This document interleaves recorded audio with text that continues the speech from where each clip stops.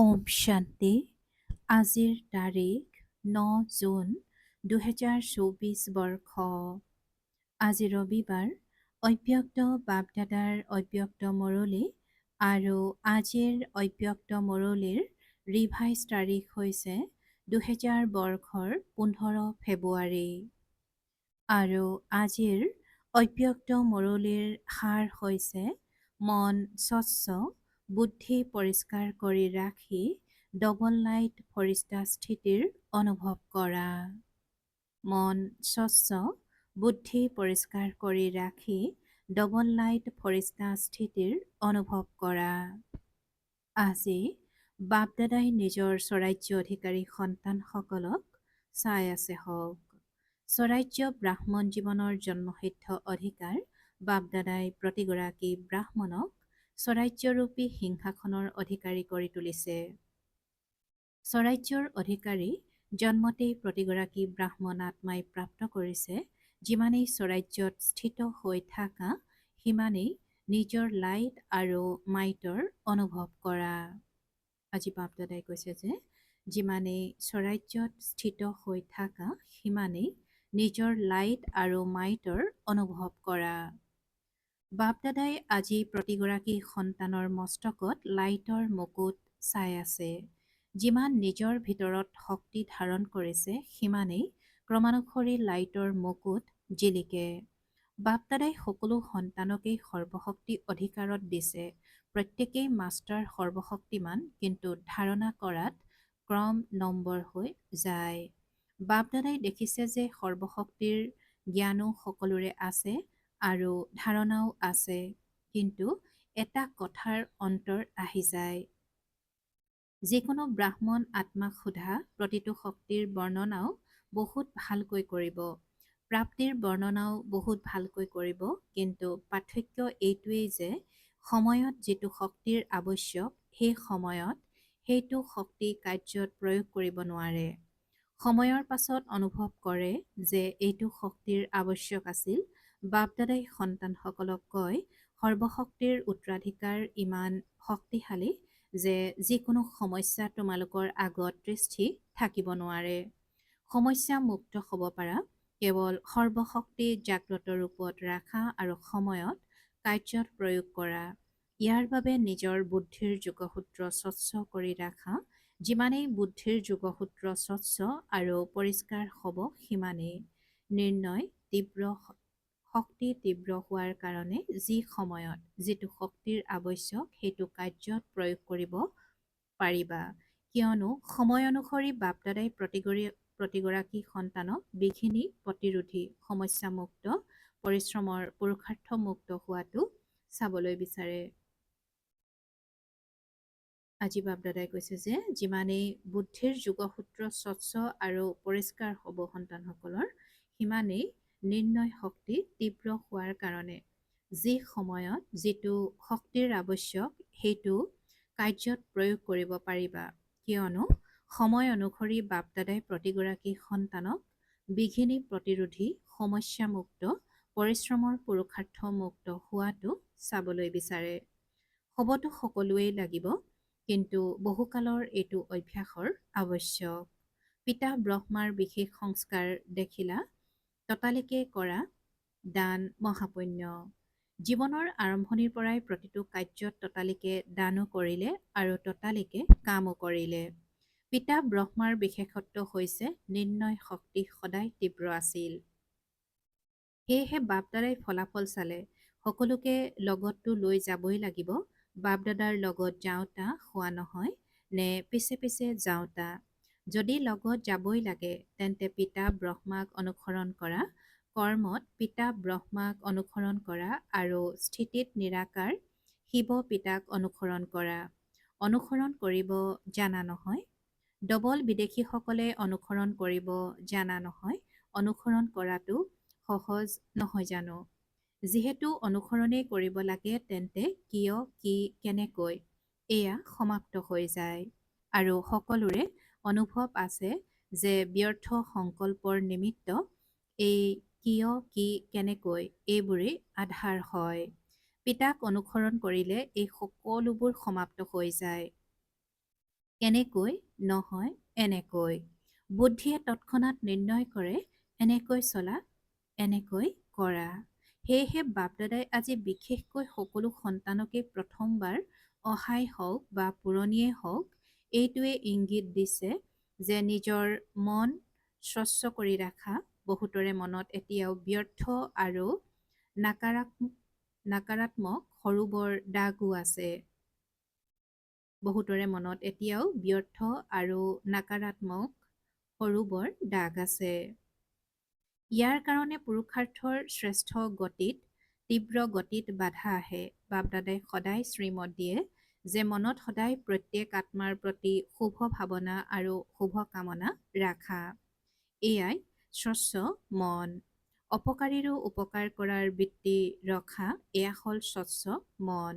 নিজৰ প্ৰতি বা আনৰ প্ৰতি ব্যৰ্থ সংকল্প অহা এয়া স্বচ্ছ মন নহয়। গতিকে স্বচ্ছ মন আৰু পৰিষ্কাৰ আৰু স্পষ্ট বুদ্ধি। বিচাৰ কৰা পিতাই কৈছে যে বিচাৰ কৰা নিজেই নিজক মনোযোগেৰে চোৱা, ওপৰে ওপৰে নহয়। ঠিক আছে, ঠিক আছে, নাই। চিন্তা কৰি চোৱা মন আৰু বুদ্ধি স্পষ্ট শ্ৰেষ্ঠ হয়নে? তেতিয়া ডবল লাইট স্থিতি হ'ব পাৰে। পিতাৰ সমান স্থিতি গঢ়ি তোলাৰ এইটোৱেই সহজ সাধন আৰু এইটো অভ্যাস অন্তিমত নহয়, বহুকালৰ পৰা আৱশ্যক। তেন্তে পৰীক্ষা কৰিব জানানে? নিজক পৰীক্ষা কৰিবা, আনক নকৰিবা। বাপদাদাই আগতেও হাঁহি উঠা কথা শুনাইছিল যে বহুত সন্তানৰ দূৰৈ দৃষ্টি বহুত চোকা আৰু ওচৰৰ দৃষ্টি দুৰ্বল। সেইকাৰণে আনক পৰীক্ষা কৰাত বহুত পাকৈত। নিজক পৰীক্ষা কৰাত দুৰ্বল নহবা। বাপদাদাই আগতেও কৈছে যে যেনেকৈ এইটো দিশ হৈ গ'ল যে মই ব্ৰহ্মা কুমাৰ হওঁ। চলোতে ফুৰোতে ভাবোতে মই ব্ৰহ্মা কুমাৰ ব্ৰাহ্মণ আত্মা। এনেকৈ এতিয়া এইটো স্বভাৱসিদ্ধ স্মৃতি আৰু স্বভাৱ কৰি তোলা যে মই ফৰিষ্টা হওঁ। অমৃতবেলা উঠোতেই এইটো দিশ কৰা যে মই ফৰিষ্টা পৰমাত্মা শ্ৰীমত অনুসৰি তললৈ সকলোকে বাৰ্তা দিবলৈ আৰু শ্ৰেষ্ঠ কৰ্ম কৰিবলৈ এই সাকাৰ শৰীৰত আহিছোঁ। কাৰ্য পুৰা হ'ল আৰু নিজৰ শান্ত স্থিতিত স্থিত হৈ যোৱা, উচ্চ স্থিতিলৈ গুচি যোৱা। পৰস্পৰক ফৰিষ্টা স্বৰূপত চোৱা। পিতাজী কৈছে যে পৰস্পৰক ফৰিষ্টা স্বৰূপত চোৱা। তোমালোকৰ বৃত্তিয়ে আনকো লাহে লাহে ফৰিষ্টা কৰি তুলিব আৰু তোমালোকৰ দৃষ্টিয়ে আনৰ ওপৰতো প্ৰভাৱ পেলাব। এইটো দিশ নে মই ফৰিষ্টা হওঁ। ফৰিষ্টা হোৱাৰ বৰদান সকলোৱে পাইছানে? 1 ছেকেণ্ডত ফৰিষ্টা অৰ্থাৎ ডবল লাইট হ'ব পাৰানে? 1 ছেকেণ্ডত, মিনিটত নহয়, 10 ছেকেণ্ডত নহয়, 1 ছেকেণ্ডত ভাবিলা আৰু হলা। এনেকুৱা অভ্যাস আছেনে? বাৰু, যিসকলে 1 ছেকেণ্ডত হ'ব পাৰা, 2 ছেকেণ্ড নহয় 1 ছেকেণ্ডত হ'ব পাৰা, তেওঁলোকে এখন হাতেৰে চাপৰি বজোৱা। হ'ব পাৰানে? এনেয়ে হাত নুঠাবা। ডবল বিদেশীয়ে উঠোৱা নাই। সময় লাগে নেকি? বাৰু, যিসকলে ভাবা যে অলপ সময় লাগে, 1 ছেকেণ্ডত নহয়, অলপ সময় লাগে, তেওঁলোকে হাত উঠোৱা। বহুতে হাত উঠালে। বাৰু, কিন্তু অন্তিম সময়ৰ পৰীক্ষা 1 ছেকেণ্ডত আহিব। তেতিয়া কি কৰিবা? অকস্মাতে আহিব আৰু ছেকেণ্ডৰ হ'ব। হাত উঠালা, কোনো আপত্তি নাই, অনুভৱ কৰিলা। এইটো বৰ ভাল। কিন্তু এইটো অভ্যাস কৰিবই লাগে, কৰিব লাগিব নহয়, কৰিবই লাগে। এইটো অভ্যাসৰ অতি আৱশ্যক। ঠিক আছে, তথাপিও বাপদাদাই কিছু সময় দিছে। কিমান সময় লাগিব? 2000 চনলৈকে লাগিব। 21 শতিকাটো তোমালোকে প্ৰত্যাহ্বান জনাইছা, নাগাৰা বজাইছা। স্মৃতিত আছানে? প্ৰত্যাহ্বান জনাইছা। সোণালী যোগী সৃষ্টি আহিব নে বাতাৱৰণ গঢ়ি তুলিবা? প্ৰত্যাহ্বান জনাইছা নহয়, তেন্তে ইমানলৈকেতো বহুত সময় আছে। যিমানেই নিজৰ প্ৰতি মনোযোগ দিব পাৰিবা, দিব পাৰাও নহয়, দিবই লাগে। যেনেকৈ দেহবোধত আহিবলৈ কিমান সময় লাগে? 2 ছেকেণ্ড। যিহেতু নিবিচাৰিলেও দেহবোধত আহি যোৱা, তেন্তে কিমান সময় লাগে? 1 ছেকেণ্ড নে তাতোতকৈও কম সময় লাগে? গমেই নোপোৱা যে দেহবোধত আহিও গলা। এনেকৈ এইটো অভ্যাস কৰা, যিয়েই নহওক, যিয়েই কৰি নাথাকা, কিন্তু এইটো যাতে গমেই নোপোৱা যে মই আত্মা অভিমানী, শক্তিশালী স্থিতিত স্বভাৱসিদ্ধ হৈ গৈছোঁ। ফৰিষ্টা স্থিতিও স্বভাৱসিদ্ধ হ'ব লাগে। যিমান নিজৰ স্বভাৱ ফৰিষ্টাবোধৰ কৰি তুলিবা, তেতিয়া স্বভাৱে স্থিতি স্বভাৱসিদ্ধ কৰি দিব। গতিকে বাপ দাদাই কিমান সময়ৰ পাছত সুধিছে, কিমান সময় লাগিব? জয়ন্তীয়ে কোৱা কিমান সময় লাগিব? বিদেশৰ ফালৰ পৰা তুমি কোৱা কিমান সময় বিদেশীসকলক লাগিব? জনকে কোৱা, দাদীজীয়ে ক'লে এয়া আজিয়েই হ'ব, কালিলৈ নহয়। যদি এয়া আজিয়ে হয় তেন্তে এতিয়া সকলো ফৰিষ্টা হৈ গলানে? হৈ যাম। নহয়। যদি হৈ যাবা তেন্তে কেতিয়ালৈকে? বাপদাদাই আজি পিতা ব্ৰহ্মাৰ কোনটো সংস্কাৰৰ কথা শুনালে? ততালিকে কৰা দান মহাপুণ্য। পিতাজী কৈছে যে ততালিকে কৰা দান মহাপুণ্য। বাপদাদাৰ প্ৰতিগৰাকী সন্তানলৈ স্নেহ আছে, গতিকে এনেকৈয়ে ভাবে যে এটি সন্তানো যাতে পিছ পৰি নাথাকে। ক্ৰম নম্বৰ কিয়? সকলো প্ৰথম নম্বৰৰ হৈ গ'লে তেতিয়া কিমান ভাল বাৰু। প্ৰশাসন প্ৰভাৱৰ ভাতৃভগ্নীসকলৰ সৈতে পৰস্পৰ মিলি কি কাৰ্য হাতত লৈছা? বাপদাদাই সুধিছে যে পৰস্পৰ মিলি কি কাৰ্যসূচী হাতত লৈছা? এনেকুৱা তীব্ৰ পুৰুষাৰ্থৰ পৰিকল্পনা কৰিছানে যে সোনকালে তোমালোক শ্ৰেষ্ঠ আত্মাসকলৰ হাতলৈ এইটো কাৰ্য আহি যায়? বিশ্ব পৰিৱৰ্তন কৰিব লাগে, গতিকে গোটেই প্ৰশাসন পৰিৱৰ্তন হ'ব লাগিব নহয়? কেনেকৈ এইটো কাৰ্য সহজে বৃদ্ধি হয়, বিস্তাৰ হয়? এনেকৈ ভাবিছানে? যিসকল অতি কমেও ডাঙৰ ডাঙৰ চহৰত নিমিত্ত হৈ আছে তেওঁলোকক ব্যক্তিগতভাৱে বাৰ্তা দিয়াৰ পৰিকল্পনা কৰিছানে? অতি কমেও এইটোতো বুজক যে এতিয়া আধ্যাত্মিকতাৰ দ্বাৰা পৰিৱৰ্তন হ'ব পাৰে আৰু হোৱা উচিত। সেয়েহে নিজৰ বৰ্গক জগোৱা। সেইকাৰণে এইটো বৰ্গ গঠন কৰা হৈছে। গতিকে বাপদাদাই বৰ্গৰ সদস্যসকলৰ সেৱা দেখি আনন্দিত হৈছে, কিন্তু এইটো ফলাফল চাবলৈ আছে যে প্ৰতিটো বৰ্গৰ সদস্যই নিজৰ নিজৰ বৰ্গ কিমানলৈকে বাৰ্তা দিছে। কম বেছি পৰিমাণে জগাইছা আৰু সংগী কৰিছানে? সহযোগী সংগী কৰি তুলিছানে? ব্ৰহ্মাকুমাৰ কৰি তোলা নাই, কিন্তু সহযোগী সংগী কৰিছানে? সকলো বৰ্গকে বাপদাদাই কৈ আছে যে যেনেকৈ এতিয়া ধৰ্ম নেতাসকল আহিল, এক নম্বৰসকল নাই, তথাপিও একেখন মঞ্চতে সকলো একত্ৰিত হ'ল আৰু সকলোৰে মুখেৰে এইটো উচ্চাৰিত হ'ল যে আমি সকলোৱে মিলি আধ্যাত্মিক শক্তি বিস্তাৰ কৰিব লাগিব। এনেকৈ প্ৰতিটো বৰ্গৰ যিসকল আহিছা সেই সকলো বৰ্গৰ সদস্যসকলে এইটো ফলাফল উলিয়াব লাগে যে আমাৰ বৰ্গৰ সদস্যসকলে বাৰ্তা কিমানলৈকে দিলে। দ্বিতীয়তে, আধ্যাত্মিকতাৰ আৱশ্যকতা আছে আৰু ময়ো সহযোগী হওঁ। এইটো ফলাফল হওক। নিয়মীয়া বিদ্যাৰ্থী নহয়, কিন্তু সহযোগী হ'ব পাৰে। গতিকে এতিয়ালৈকে প্ৰতিটো বৰ্গৰ সদস্যসকলে যিয়েই সেৱা কৰিছা, যেনেকৈ এতিয়া ধৰ্ম নেতাসকলক নিমন্ত্ৰণ দিলা, তেনেকৈ প্ৰতিখন দেশৰ পৰা প্ৰতিটো বৰ্গই কৰা। প্ৰথমে ভাৰততে কৰা, পাছত আন্তঃৰাষ্ট্ৰীয়ভাৱে কৰিবা। প্ৰতিটো বৰ্গৰ এনেকৈ ভিন্ন ভিন্ন শাখাৰ সকল একত্ৰিত হওক আৰু এইটো অনুভৱ কৰক যে আমি সহযোগী হ'ব লাগে। প্ৰতিটো বৰ্গৰ এইটো ফলাফল এতিয়ালৈকে কিমান ওলাইছে আৰু আগলৈ কি পৰিকল্পনা কৰিছা? কিয়নো এটা বৰ্গই যদি লক্ষ্য ৰাখি এজন এজনক সমীপত আনা, তেন্তে সকলো বৰ্গৰ যিসকল সমীপৰ সহযোগী আছে তেওঁলোক সংগঠিত হৈ ডাঙৰ সংগঠন হৈ যাব আৰু ইজনে সিজনক দেখি উৎসাহ উদ্দীপনাও জাগে। এতিয়া চহৰবোৰত ভিন্ন ভিন্ন সংখ্যাত সিঁচৰিত হৈ আছে।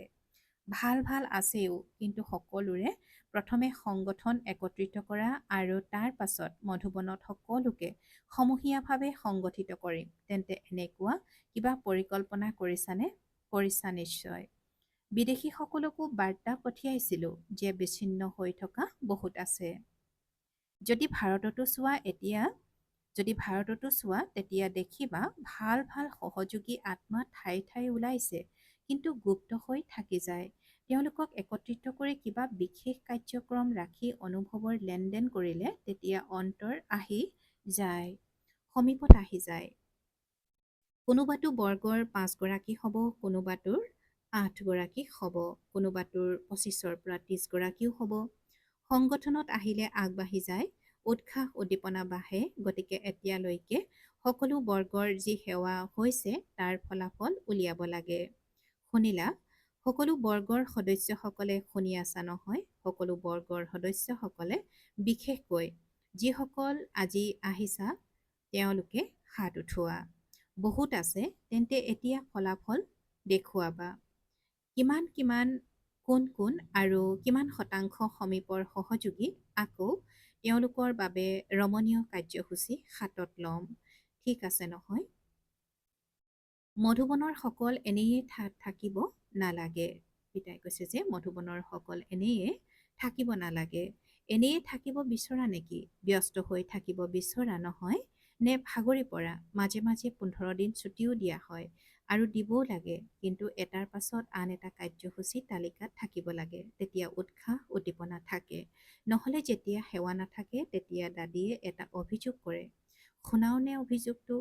কয়, সকলোৱে কয় নিজৰ নিজৰ গাঁৱলৈ যাওঁ, পৰিক্ৰমা লগাবলৈ যাওঁ, সেৱাৰ কাৰণেও পৰিক্ৰমা লগাবলৈ যাওঁ। সেইকাৰণে ব্যস্ত হৈ থকাটো ভাল। ব্যস্ত হৈ থাকিলে মনোমালিন্যও নহয়। আৰু চোৱা, মধুবন নিবাসীসকলৰ এটা বিশেষত্বৰ বাবে বাপ দাদাই পদম গুণ অভিনন্দন জনায়। 100 গুণ নহয়, পদম গুণ। কোনটো কথাৰ বাবে? যেতিয়াই কোনোবা আহে তেতিয়া মধুবন নিবাসীৰ এনেকুৱা সেৱাৰ নিচা লাগি যায় যে মনৰ ভিতৰত কিবা থাকিলেও লুকাই যায়, অব্যক্ত ৰূপত দেখা যায়, অক্লান্ত ৰূপত দেখা যায় আৰু মতামত লিখি যায় যে ইয়াততো প্ৰত্যেকেই ফৰিস্তা যেন লাগিছে। সেয়েহে এইটো বিশেষত্ব বহুত ভাল যে সেই সময়ত বিশেষ ইচ্ছাশক্তি আহি যায়, সেৱাৰ জেউতি চৰে। গতিকে এইখন প্ৰমাণ পত্ৰটো বাপ দাদাই দিয়ে, অভিনন্দন জনোৱাৰ কথা নহয় জানো? তেন্তে মধুবন নিবাসীসকলে চাপৰিটো বজোৱা বৰ ভাল। বাপ দাদায়ো সেই সময়ত পৰিক্ৰমা লগাবলৈ আহে। তোমালোকে গম নোপোৱা, কিন্তু বাপ দাদা পৰিক্ৰমা লগাবলৈ আহে। গতিকে মধুবনৰ এইটো বিশেষত্ব বাঢ়ি গৈ থাকিব। প্ৰচাৰ প্ৰভাগ। বিদেশতো প্ৰচাৰ প্ৰভাগ আৰম্ভ হৈছে নহয়? বাপ দাদাই দেখিছে যে প্ৰচাৰ প্ৰভাগে এতিয়া ভাল পৰিশ্ৰম কৰিছে। এতিয়া বাতৰি কাকতত প্ৰকাশ হ'বলৈ আৰম্ভ কৰিছে আৰু আন্তৰিকতাৰে প্ৰকাশ কৰে। গতিকে পৰিশ্ৰমৰ ফলো প্ৰাপ্ত হৈ আছে। এতিয়া আৰু বিশেষভাৱে বাতৰি কাকতত, টিভিত কোনোবাই স্থায়ীভাৱে অলপ সময়ো দিছে নহয়, নিতৌ চলে নহয়। গতিকে ভাল উন্নতি হৈছে। সকলোৰে শুনি ভাল অনুভৱ হয়। এনেকৈ বাতৰি কাকতত বিশেষকৈ লাগিলে সপ্তাহতেই হওক, প্ৰতিদিনেই হওক বা দুদিনৰ মূৰে মূৰে এটুকুৰা স্থান অৰ্থাৎ প্ৰবন্ধ আদিৰ বাবে নিৰ্ধাৰিত হৈ যাওক যে এয়া আধ্যাত্মিক শক্তি বঢ়োৱাৰ সুযোগ। এনেকুৱা পুৰুষাৰ্থ কৰা, এনেও সফলতা আছেই, সংযোগো ভাল বাঢ়ি গৈ থাকে। এতিয়া বাতৰি কাকতত কিবা চমৎকাৰ কৰি দেখুওৱা। কৰিব পাৰানে? এইটো দলে কৰিব পাৰানে? হাত উঠোৱা। হয়, কৰিম। উৎসাহ উদ্দীপনা থাকিলে সফলতা আছেই, কিয় হ'ব নোৱাৰে? অৱশেষততো সময় আহিব যে সকলো সাধন তোমালোকৰ ফালৰ পৰা ব্যৱহাৰ হ'ব। তোমালোকক প্ৰস্তাৱ দিব, কিবা দিওঁ, সহায় লওক। এতিয়া তোমালোকে ক'বলগীয়া হয় সহযোগী হওক। পাছত তেওঁলোকে ক'ব আমাক সহযোগী কৰক। কেৱল এইটো কথা দৃঢ় কৰা, ফৰিস্তা আৰু ফৰিস্তা। তেতিয়া দেখিবা তোমালোকৰ কাম কিমান সোনকালে হয়। পিছে পিছে ফুৰিবলগীয়া নহ'ব, কিন্তু প্ৰশ্ৰায়াৰ দৰে তেওঁলোক নিজেই পিছে পিছে আহিব। বছ কেৱল তোমালোকৰ অৱস্থা স্থবিৰ হোৱাৰ কাৰণে তেওঁলোক ৰৈ আছে। সদা প্ৰস্তুত হৈ যোৱা, তেতিয়া কেৱল বুটাম টিপিবলৈ বাকী থাকিব। বছ ভাল কৰি আছে আৰু কৰিব। চাৰিওফালৰ দেশ বিদেশৰ সাকাৰ স্বৰূপতেই হওক বা সূক্ষ্ম স্বৰূপতেই হওক, মিলন উদযাপন কৰোঁতা সকলো স্বৰাজ্য অধিকাৰী আত্মাক সদায় এইটো শ্ৰেষ্ঠ অধিকাৰক নিজৰ চলন আৰু চেহেৰাৰ দ্বাৰা প্ৰত্যক্ষ কৰোঁতা বিশেষ আত্মাসকলক সদায় বাপ দাদাক প্ৰতিটো খোজত অনুসৰণ কৰোঁতা, সদায় মন স্বচ্ছ আৰু বুদ্ধি পৰিষ্কাৰ কৰি ৰাখোতা, এনেকুৱা স্ৰোত তীব্ৰ পুৰুষাৰ্থী আত্মাসকলক সদায় সংগত থাকোতা আৰু সংগত চলোতা ডবল লাইট সন্তানসকলক বাপ-দাদাৰ স্নেহ সহিত স্মৰণ আৰু নমস্কাৰ। আৰু আত্মিক সন্তানসকলৰো আত্মিক বাপ-দাদাৰ প্ৰতি স্নেহ সহিত স্মৰণ আৰু নমস্কাৰ, নমস্কাৰ, নমস্কাৰ। আৰু আজিৰ বাপ-দাদাৰ বৰদান। সাধনসমূহক নিৰ্লেপ আৰু উপৰামকৈ কাৰ্যত প্ৰয়োগ কৰোঁতা বেসদৰ বৈৰাগ্যী হোৱা। সাধনসমূহক নিৰ্লেপ বা উপৰামকৈ কাৰ্যত প্ৰয়োগ কৰোঁতা বেসদৰ বৈৰাগী হোৱা। আৰু আজিৰ বৰদানৰ ব্যাখ্যা। বেসদৰ বৈৰাগী অৰ্থাৎ কাৰো প্ৰতি আকৰ্ষণ নাই, সদায় পিতাৰ স্নেহী। এই স্নেহী বোধেই উপৰাম কৰি তোলে। এই স্নেহী বোধেই উপৰাম কৰি তোলে।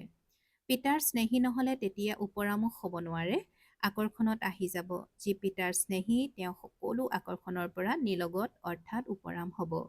ইয়াকে নিৰ্লিপ্ত স্থিতি বুলি কয়। সদৰ কোনো আকৰ্ষণৰ পাকচক্ৰত আহুতা নহয়। ৰচনা বা সাধনক নিৰ্লেপ হৈ কাৰ্যত প্ৰয়োগ কৰা এনেকুৱা বেসদৰ বৈৰাগীয়ে ৰাজঋষি। আৰু আজিৰ শ্লোগান। আন্তৰিক সততা আৰু স্বচ্ছতা থাকিলে চাহাব ৰাজি হৈ যাব।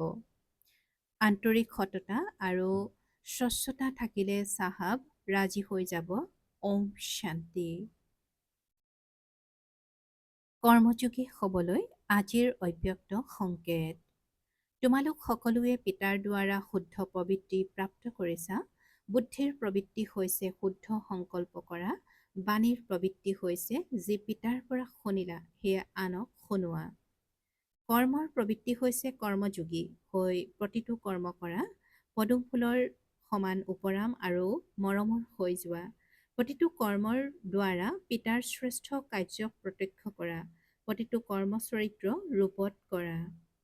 চতুৰালি নহয় কিন্তু চৰিত্ৰ, সেয়াও দিব্য চৰিত্ৰ হওক, তেতিয়া কৰ্মযোগী বুলি কোৱা হ'ব। ওম শান্তি।